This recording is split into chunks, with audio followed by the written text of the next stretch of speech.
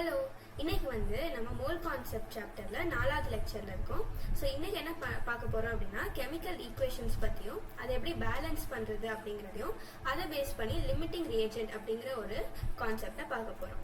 So first of all ஸ்டோக்கியோமெட்ரி அந்த வேர்டை நீங்கள் அடிக்கடி கேள்விப்பட்டிருப்பீங்க. பட் அதோட மீனிங் என்னன்னு பார்த்தீங்கன்னா ஒரு கெமிக்கல் ரியாக்ஷனில் நம்ம ரியாக்டண்டோட மாசையும் ப்ராடக்டோட மாசையும் கால்குலேட் பண்ணுறது தான் ஸ்டோக்கியோமெட்ரி.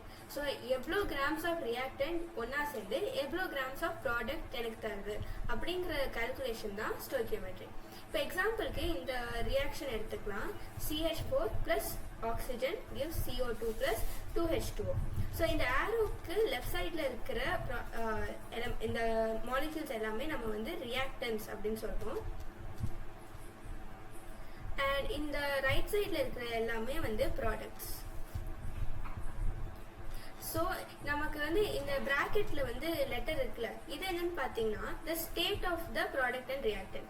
ஸோ இது சாலிடா இருந்தால் Sன்னு இருக்கும், லிக்விடா இருந்தால் Lன்னு இருக்கும், அண்ட் கேஸ் இங்கே நம்ம எல்லா ரியாக்டன்ஸ் ப்ராடக்ட்ஸ் எல்லாமே கேஸாக இருக்கிறதுனால எல்லாத்துலேயுமே ப்ராக்கெட்ல G அப்படின்னு இருக்கு. அண்ட் இந்த ஒவ்வொரு காம்பவுண்டுக்கு முன்னாடி ஒரு நம்பர் இருக்குல்ல. ஸோ CH4 வெறுமனே இருந்தால் அது 1 × CH4 மாதிரி. இப்போ இங்கே 2 இருக்கு, இங்கேயும் 1, இங்கேயும் 2. இந்த நம்பர் என்னன்னு பார்த்தீங்கன்னா ஸ்டோக்கியோமெட்ரிக் கோஎஃபிஷியன்ட்ஸ். இது பேசிக்காக என்ன சொல்லுதுன்னா எத்தனை மாலிக்யூல்ஸ் இந்த ரியாக்ஷனில் பார்ட்டிசிபேட் ஆகுது அப்படிங்கிறது தான்.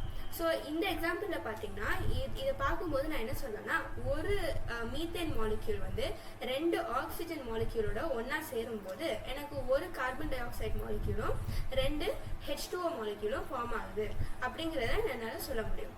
அண்ட் இது நம்ம மாலிக்யூல் மட்டும் இல்லாமல் மோல்ஸுக்கும் யூஸ் பண்ணலாம். அண்ட் மோல்ஸ் யூஸ் பண்ணி நம்ம மாஸுக்கும் இந்த ஈக்குவேஷனை யூஸ் பண்ணலாம். ஆனால் நான் அந்த மாதிரி கால்குலேஷன் பண்ணணும்னா எனக்கு கெமிக்கல் ஈக்குவேஷன் பேலன்ஸ்டாக இருந்தால் மட்டும்தான் என்னால் பண்ண முடியும். பேலன்ஸ் கெமிக்கல் ஈக்குவேஷன் பேசிக்காக என்னென்னா லெஃப்ட் சைட்லேயும் ரைட் சைட்லேயும் ஒவ்வொரு எலிமெண்ட்டோட நம்பர் ஆஃப் ஆட்டம்ஸும் சேமாக இருக்கணும் அப்படிங்கிறது தான். ஸோ இப்போ நம்ம இதை எக்ஸாம்பிள் வச்சே நம்ம பார்க்கலாம். இந்த ஈக்குவேஷன் பாருங்களேன், C3H8 + O2 gives CO2 + H2O. இதில் நீங்கள் லெஃப்ட் சைடில் பார்த்தீங்கன்னா C3H8 அப்போ 3 கார்பன் இருக்குது. இப்போ நீங்கள் ரைட் சைடில் பார்த்தீங்கன்னா CO2 H2Oல சேர்த்து ஒரு கார்பன் தான் இருக்குது. அப்போ கார்பன் எலிமெண்ட்ல லெஃப்ட் சைடில் 3 கார்பன் இருக்கு, ரைட் சைடில் ஒரு கார்பன் ஆட்டம் தான் இருக்குது. அதே மாதிரி உங்களுக்கு ஹைட்ரஜன் அண்ட் ஆக்சிஜனும் நம்பர் மிஸ்மேட்ச்டாக இருக்கும். இதனால நம்ம இதை ஒரு அன்பேலன்ஸ்ட் ஈக்குவேஷன் அப்படின்னு சொல்கிறோம். ஸோ இதை எப்படி பேலன்ஸ் பண்ணலாம் அப்படிங்கிறத ஸ்டெப் பை ஸ்டெப் பார்க்கலாம். ஸோ ஃபர்ஸ்ட் ஹைட்ரஜன் அண்ட் ஆக்சிஜனை தவிர மிச்ச ஆட்டம்ஸை தான் நம்ம ஃபர்ஸ்ட் எப்பயுமே பேலன்ஸ் பண்ணணும். ஸோ இந்த எக்ஸாம்பிளில் நமக்கு அது ஹைட்ரஜன் அண்ட் ஆக்சிஜன் தவிர கார்பன் மட்டும்தான் இருக்குது. ஸோ நம்ம ஃபர்ஸ்ட் அதை பேலன்ஸ் பண்ணலாம். ஸோ எனக்கு ஃபர்ஸ்ட் இங்கே C3H8 + O2 gives CO2 + H2O இதுதான் கொடுத்துருக்கிற ஈக்குவேஷன். ஸோ எனக்கு ஃபர்ஸ்ட் கார்பன் மேட்ச் பண்ணும். அப்போ எனக்கு லெஃப்ட் சைடில் 3 கார்பன் இருந்துச்சுன்னா ரைட் சைட்லையும் 3 கார்பன் வேணும். அப்போ இந்த ஒரு CO2-வை நான் 3 CO2-வா எழுதிடுவேன். இப்போ பார்த்தீங்கன்னா எனக்கு லெஃப்ட் சைட் ரைட் சைடில் கார்பன் மேட்ச் ஆயிடுச்சு. அண்ட் ஹைட்ரஜன் ஆக்சிஜன் தவிர வேற ஏதாச்சும் ஒரு எலிமெண்ட் நைட்ரஜன் குளோரின் அந்த மாதிரி இருந்துச்சுன்னா நம்ம அதை தான் ஃபர்ஸ்ட் பேலன்ஸ் பண்ணோம். பட் இந்த எக்ஸாம்பிளில் வெறும் கார்பன் மட்டும் இருக்கிறனால நம்ம அடுத்த ஸ்டெப் போகலாம். அண்ட் வெறும் ஹைட்ரஜன் அண்ட் ஆக்சிஜன் மட்டும் பாக்கி இருக்கிறப்ப நம்ம ஃபர்ஸ்ட் என்ன பண்ணணும்னா ஹைட்ரஜனை தான் பேலன்ஸ் பண்ணும். ஸோ இந்த பக்கம் பார்த்தீங்கன்னா லெஃப்ட்ல 8 ஹைட்ரஜன் இருக்கு, H8 இருக்கு. பட் நீங்க ரைட் சைடில் பார்த்தீங்கன்னா H2 ஒரே ஒரு H2O தான் இருக்கு. ஸோ அதில் 2 ஹைட்ரஜன் இருக்கு. அப்போ நான் இந்த பக்கம் எனக்கு 8 ஹைட்ரஜன் வேணும்னா இந்த 1 H2O-வை நான் 4 H2O-வா மாற்றலாமா? So C3H8 + O2 gives 3 CO2 + 4 H2O. இப்போ எனக்கு ஹைட்ரஜன்ஸ் மேட்ச் ஆயிடுச்சு. ஸோ 4 H2O-ல 8 ஹைட்ரஜன், இங்கே C3H8-ல 8 ஹைட்ரஜன் மேட்ச் ஆயிடுச்சு. ஸோ இப்போ பாக்கி இருக்கிறது எனக்கு ஆக்சிஜன் மட்டும்தான். நீங்கள் இப்போ பாருங்க, லெஃப்ட் சைடில் எனக்கு 2 ஆக்சிஜன் இருக்கு, ரைட் சைடில் CO2 நான் 3 CO2. ஸோ இதில் ஒரு 6 ஆக்சிஜன் அண்ட் 4 H2O-ல எனக்கு ஒரு 4 ஆக்சிஜன். ஸோ டோட்டலாக எனக்கு ரைட் சைடில் 10 ஆக்சிஜன் ஆட்டம்ஸ் இருக்கு. ஓகேவா? ஸோ இப்போ இந்த O2 ஆனால் எனக்கு 2 தான் இருக்கு, 2 ஆக்சிஜன் தான் இருக்கு. ஸோ இதை நான் 10 ஆக்கணும்னா இந்த 1 O2க்கு பதிலாக நான் என்ன எழுதலாம்? 5 O2 அப்படின்னு எழுதலாம். அப்போ எனக்கு ஃபைனலாக C3H8 + 5 O2 gives 3 CO2 plus 4H2O. இப்போ நீங்கள் லெஃப்ட்லேயும் ரைட்லேயும் எந்த எலிமெண்ட் கார்பன் ஹைட்ரஜன் ஆக்சிஜன் எதை எடுத்தாலுமே லெஃப்ட்லேயும் ரைட்லேயும் சேம் நம்பர் ஆஃப் ஆட்டம்ஸ் இருக்கும். ஸோ இதுதான் வந்து நம்மளோட ஃபைனல் பேலன்ஸ்ட் ஈக்குவேஷன். ஸோ இப்போ நம்ம லிமிட்டிங் ரியேஜென்ட் அப்படிங்கிற கான்செப்டை பார்க்க போகிறோம். ஸோ இந்த கான்செப்டை பார்க்கணும்னா நீங்கள் ஒரு எக்ஸாம்பிளுக்கு நம்ம இந்த ரியாக்ஷன் எடுத்துக்கலாம். O2 H2 plus half O2 வந்து gives 1H2O. இங்கே இது வந்து பேலன்ஸ்டாக இருக்கா? எனக்கு வந்து லெஃப்டில் வந்து 2 ஹைட்ரஜன், இங்கேயும் வந்து 2 ஹைட்ரஜன் இருக்குது. அண்ட் half O2 அப்படிங்கிறது என்னென்னா பேசிக்காக எனக்கு ஒரே ஒரு ஆக்சிஜன் ஆட்டம் தானே தேவை. அதுதான் வந்து half O2 அப்படின்னு இருக்குது. அண்ட் இந்த பக்கமும் எனக்கு ஒரு ஆக்சிஜன் ஆட்டம் இருக்குது. ஸோ இதுலேருந்து என்ன தெரியுதுன்னா, ஒரு மோல் ஆஃப் ஹைட்ரஜன் வந்து 0.5 மோல்ஸ் ஆஃப் ஆக்சிஜனோட ரியாக்ட் ஆகும்போது, ஒரு மோல் ஹைட்ரஜன் வந்து 0.5 மோல்ஸ் ஆஃப் ஆக்சிஜனோட ரியாக்ட் ஆகும்போது எனக்கு 1 மோல் H2O ஃபார்ம் ஆகுது. பேசிக்காக இந்த ரியாக்ஷன் இதுதான் சொல்லுது. ஆனால் நான் இப்போ ரியாக்ஷன் பண்ணிட்டு இருக்கப்ப நான் வந்து என்ன பண்ணுறேன்னா, 2 ஹைட்ரஜன் ஆக்சிஜன் ரெண்டுமே என்கிட்ட 0.5 மோல்ஸ் தான் இருக்கு. அப்போ வந்து எனக்கு ஃபுல்லாக 1 மோல் ப்ராடக்ட் ஃபார்ம் ஆகும்னு நினைக்கிறீங்களா? ஆகாது. ஏன்னா 0.5 மோல் ஹைட்ரஜன் இருந்தா அதுக்கு வந்து எவ்வளோ மோல் ஆக்சிஜன் தேவை?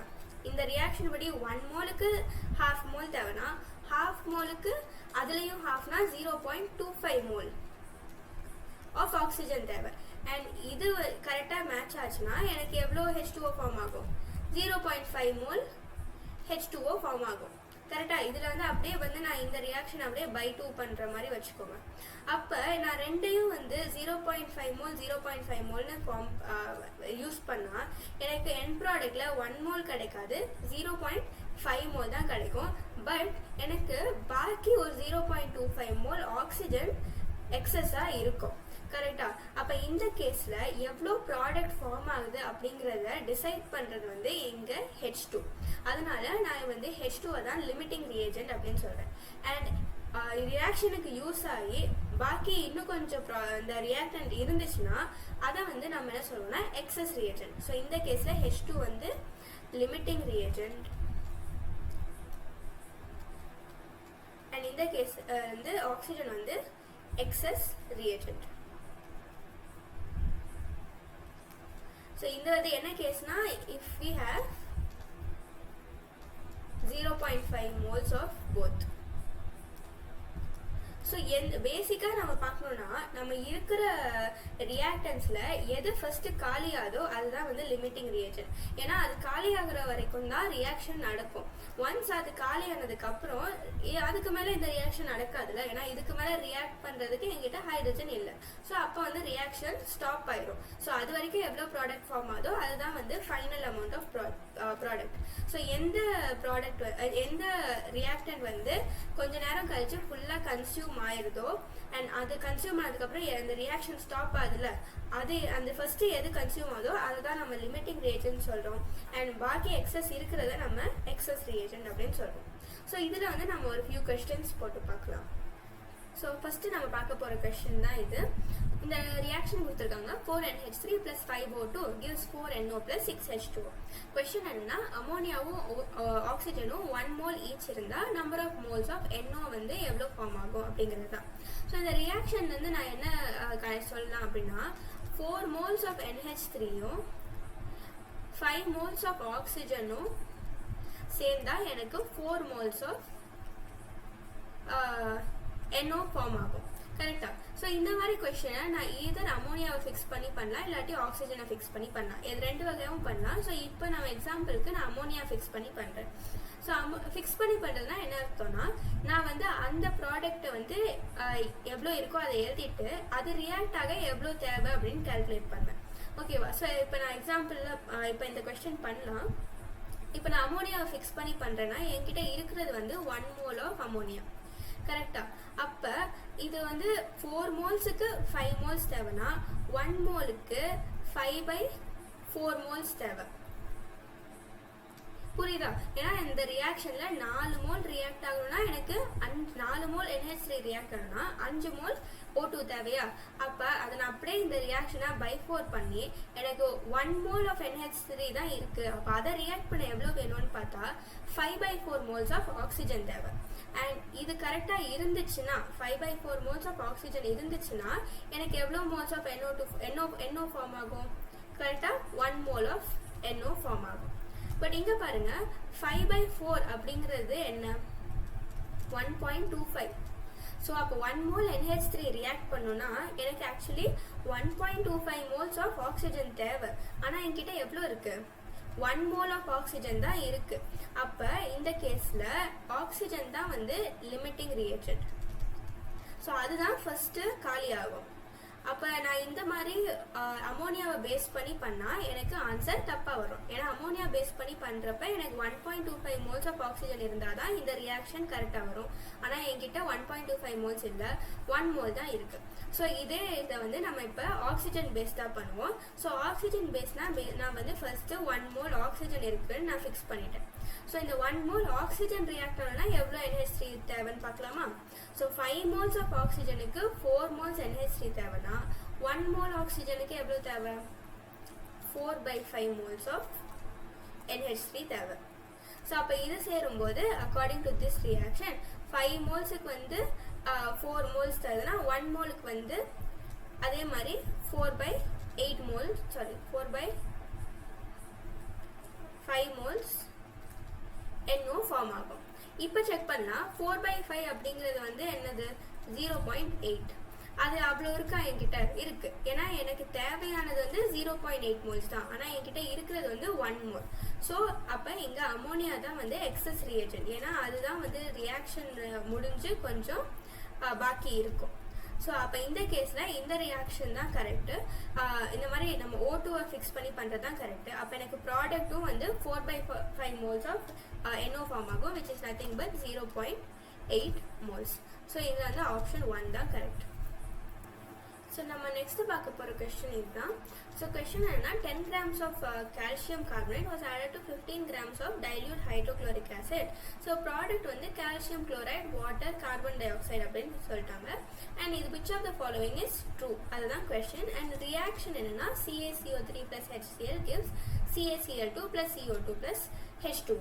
ஃபைன். ஸோ ஆனால் நம்ம ஃபர்ஸ்ட் என்ன பார்க்கணும்? இது வந்து பேலன்ஸ்டாக இருக்கா அப்படிங்கிறத நம்ம ஒரு வாட்டி செக் பண்ணிக்கணும். ஸோ CaCO3 plus HCl, இந்த பக்கம் CaCl2, CO2 and H2O. So இப்போ ஃபர்ஸ்ட் நம்ம கால்சியம் செக் பண்ணால் இங்கே 1 இருக்கு, இங்கே 1 இருக்கு. ஓகே. கார்பன் வந்து இங்கே 1 இருக்கு அண்ட் இங்கேயும் 1 இருக்கு. So கார்பனும் fine. ஆக்சிஜன் வந்து இங்கே 3 இருக்கு அண்ட் இங்கே வந்து CO2ல 2, H2Oல 1, இதுவும் 3. ஸோ இது எல்லாமே ஓகே. ஆனால் இங்கே ஹைட்ரஜன் பாருங்களேன், இங்கே ஒரு ஹைட்ரஜன் தான் இருக்குது, ஆனால் இங்கே 2 இருக்குது. அண்ட் அதே மாதிரி குளோரினும் இங்கே 1 தான் இருக்குது, பட் இங்கே Cl2ன்னு 2 இருக்குது. ஸோ இதை வந்து நம்ம ஆக்சுவலி பேலன்ஸ் பண்ணுறது, நீங்கள் ஃபஸ்ட்டு என்ன பண்ணணும்? குளோரினை தானே பேலன்ஸ் பண்ணணும்.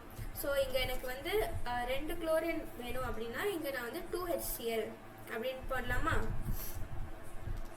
அண்ட் ஆக்சுவலி இந்த மாதிரி 2HClன்னு போடும்போது ஹைட்ரஜனும் சேர்த்து பேலன்ஸ் ஆயிடுச்சு. ஏன்னா இப்போ வந்து எனக்கு 2 ஹைட்ரஜன் இங்கேயும் இருக்கு, இங்கேயும் இருக்கு. ஸோ இதான் வந்து ஃபைனலாக பேலன்ஸ்ட் கெமிக்கல் ஈக்குவேஷன். ஓகேவா? ஸோ இப்போ வந்து நம்ம இதை பேஸ் பண்ணி நம்மளோட சம் போடலாம். ஸோ CaCO3யோட மோலார் மாஸ் வந்து 100 grams. கரெக்டாக? ஸோ GMM ஆஃப் CaCO3 வந்து 100 grams. ஆனால் நம்மக்கிட்ட இங்கே கொடுத்துருக்கிறது வந்து 10 grams. அப்போ வந்து நம்பர் ஆஃப் மோல்ஸ் என்ன? 10 divided by 100. கரெக்டாக? ஸோ அப்போ 0.1 மோல், 0.1 மோல் எனக்கு கால்சியம் கார்பனேட் இருக்கு. அண்ட் இங்கே என்ன சொல்கிறாங்க? 15 grams of dilute hydrochloric acid. So hydrochloric ஆசிடோட GMM என்ன?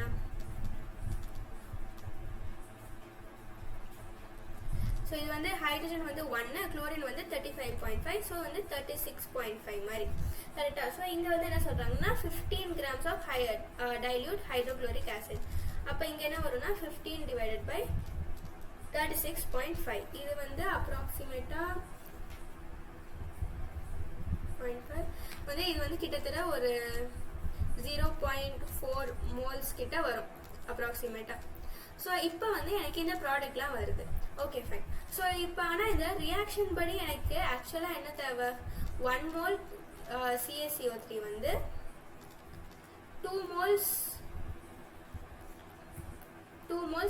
HCl ஓட ரியாக்ட் ஆகணும். அப்பதான் எனக்கு இந்த வந்து ப்ராடக்ட் வந்து ஃபார்ம் ஆகும். கரெக்டா? ஸோ இப்போ நமக்கு இருக்கிறது வந்து 0.1 மோல் கால்சியம் கார்பனேட். ஸோ நம்ம அதை ஃபிக்ஸ் பண்ணி ட்ரை பண்ணலாம். 0.1 மோல் கால்சியம் கார்பனேட் இருக்குன்னா அப்போ எனக்கு எத்தனை மோல் HCl தேவை?